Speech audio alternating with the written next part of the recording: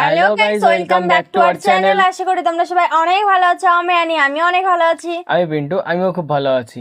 So guys, আজকে একটা সুন্দর ভিডিও নিয়ে চলে এসেছি। ভিডিওটা খুবই সুন্দর, তোমরা ভিডিওটা দেখো। আর গাইস, আমরা বুঝতে পারছি না যে আমাদের ভিডিও কি তোমাদের ভালো লাগছে না। যদি না লাগে তাহলে আমাদের প্লিজ একটু কমেন্টে জানিও যে তোমাদের কি ভিডিও লাগবে। আমরা অবশ্যই সেই ভিডিও নিয়ে আসবো।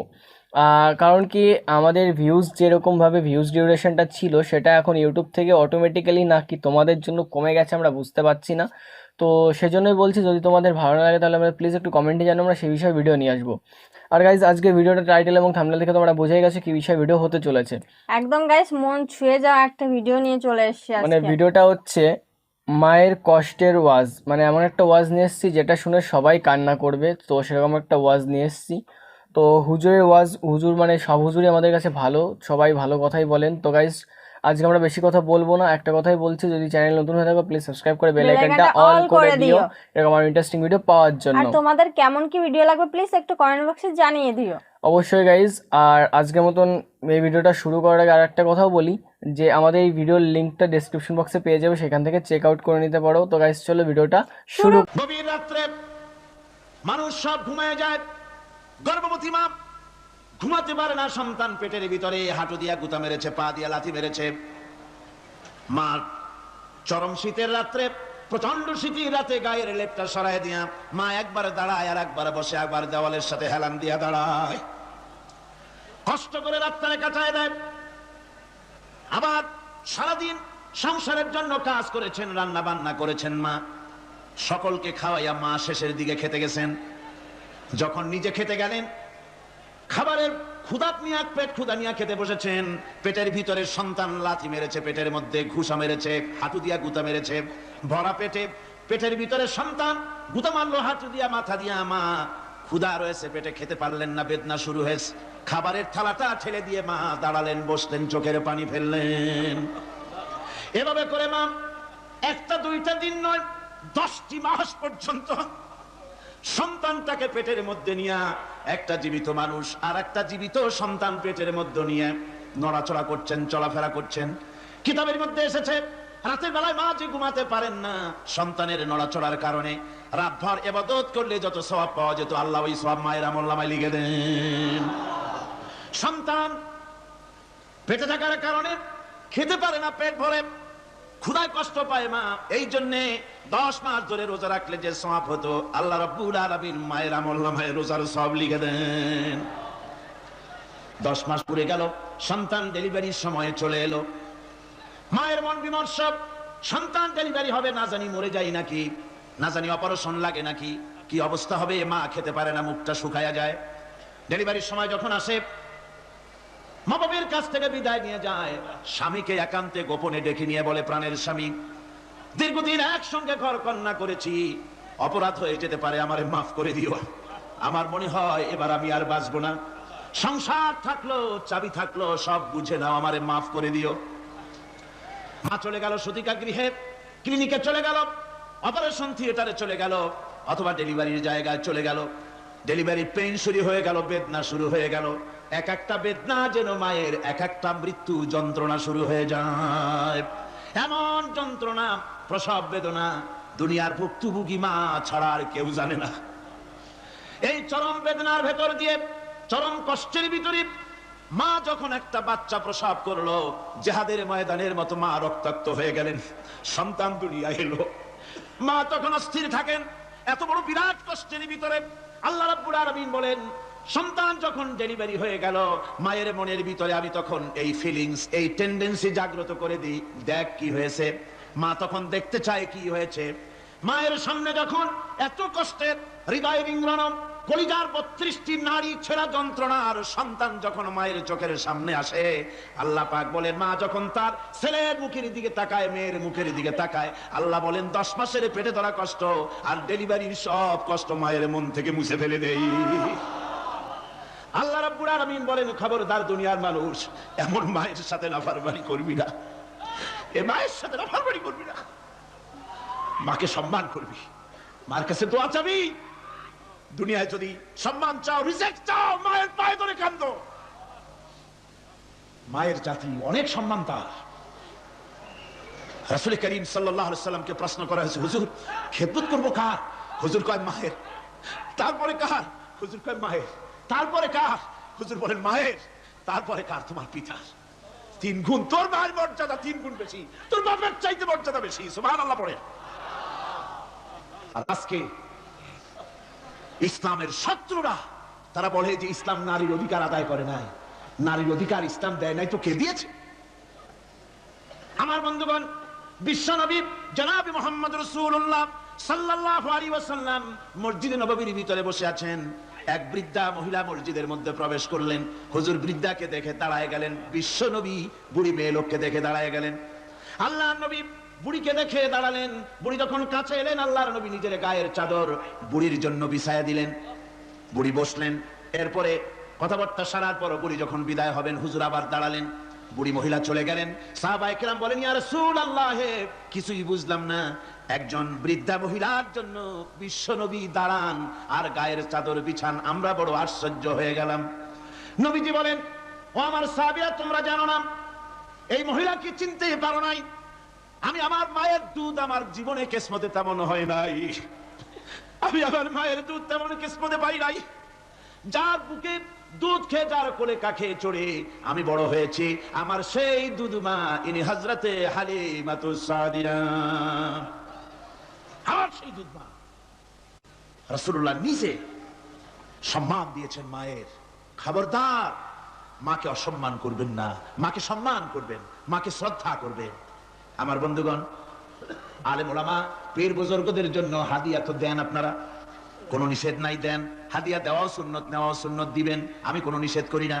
কিন্তু আমি বলতে চাই, পীর বুজুর্গদের কাছে, আলেম ওলামাদের কাছে হাদিয়া দিয়া আল্লাহরে যত না খুশি করতে পারবেন, এই ডালিম বেদানার মৌসুমে বেদানা একটা ভেঙে নিজ হাতে যদি মায়ের মুখে তুলে দেন, আল্লাহর আরশ খুশি হয়ে যাবে, আল্লাহর আরশ আজিম খুশি হয়ে যাবে, আল্লাহ পাক খুশি হয়ে যাবেন।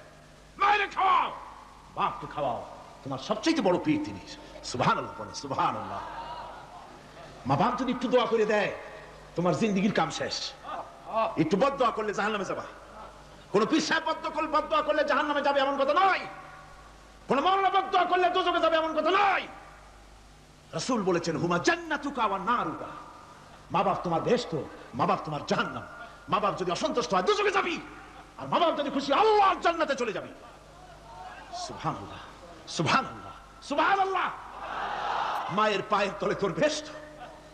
আমরা পুরুষ, আমাদের গত বছর বলেছি, আমরা পুরুষ, আমাদের পায়ের তলে জুতা। আমাদের পায়ের তলে কি? শুধু জুতা।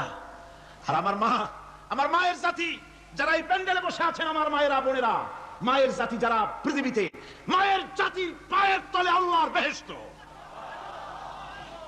সুবহানাল্লাহ। নারীর মর্যাদা ইসলাম দেয় নাই, কে দিয়েছে?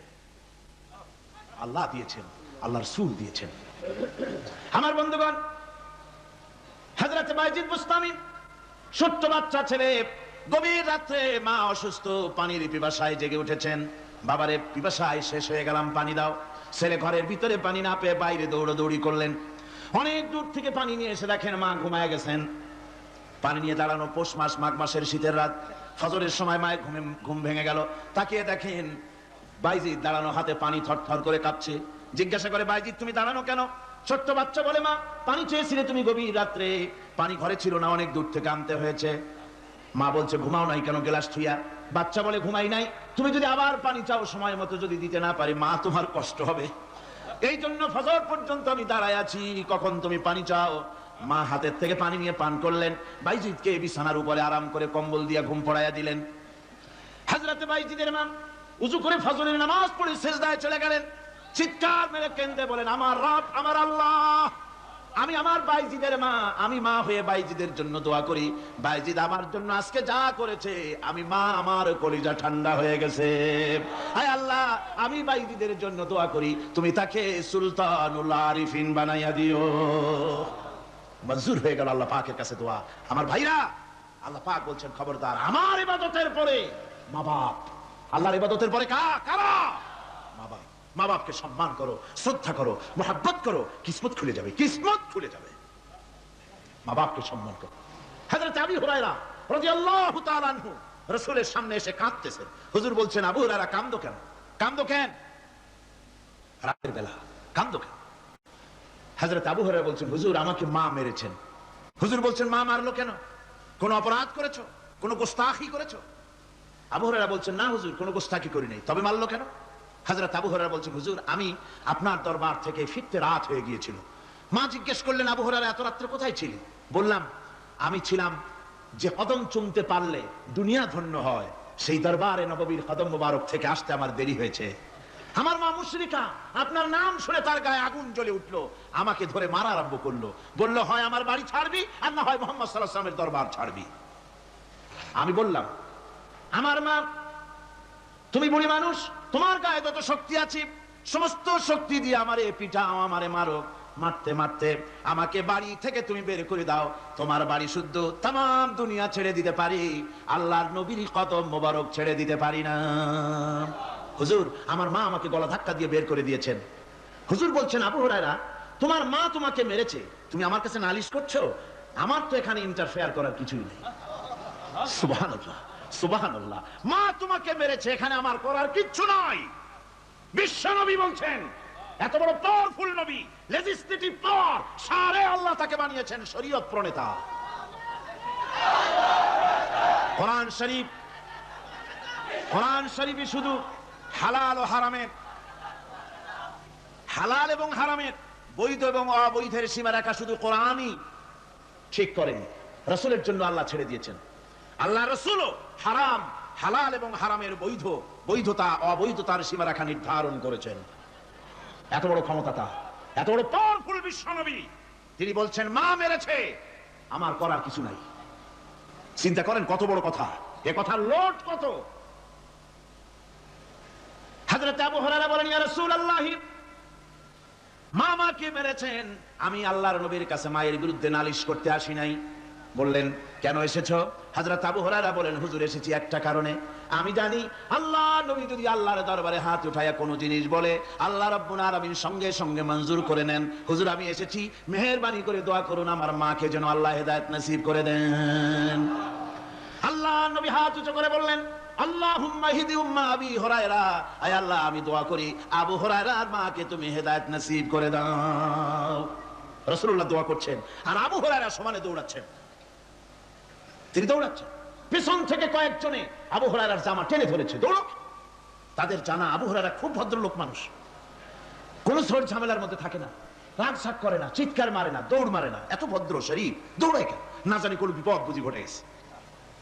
পিছন থেকে জামা টেনে ধরে বলে, দৌড়াও কেন? হযরত আবু হুরায়রা জামা সাহাবীর হাত থেকে ছিনায় নিয়ে বলেন, জামা ছেড়ে দাও, আমাকে দৌড়াতে দাও, আমি দৌড়াইয়া বাড়ি যেয়ে দেখতে চাই। আমি দৌড়াই আগে আমার বাড়ি পৌঁছতে পারলাম না, আমি যাওয়ার আগে আমার আল্লাহর নবীর দোয়া আমার বাড়ি পৌঁছে গেছে, আমি এইটা দেখতে চাই। হযরত আবু হুরায়রা বাড়িতে গিয়ে দরজা নক করলেন, ভেতর থেকে আওয়াজ এলো, কে? হযরত আবু হুরায়রা বলেন, মা আমি তোমার আবু হুরায়রা ফিরে এসেছি। মা বলছেন, বাবা অপেক্ষা করো, দরজা খুলতেছি। হযরত আবু হুরায়রা বলেন, মায়ের গলার আওয়াজের ভিতরে শিরকিয়াতের কর্কশতা পেলাম না, মায়ের গলার আওয়াজের ভিতরে তাওহীদের গন্ধ পেলাম। আমার মনে হলো নবীর নিক্ষিপ্ত তীর তার নিশানায় পৌঁছে গেছে। কিছুক্ষণ পর মা আমার বেরিয়ে এলেন, মাথা থেকে চুলের থেকে, বুড়ি মানুষ, সাদা চুলের ভিতর থেকে পানি পড়তেছে।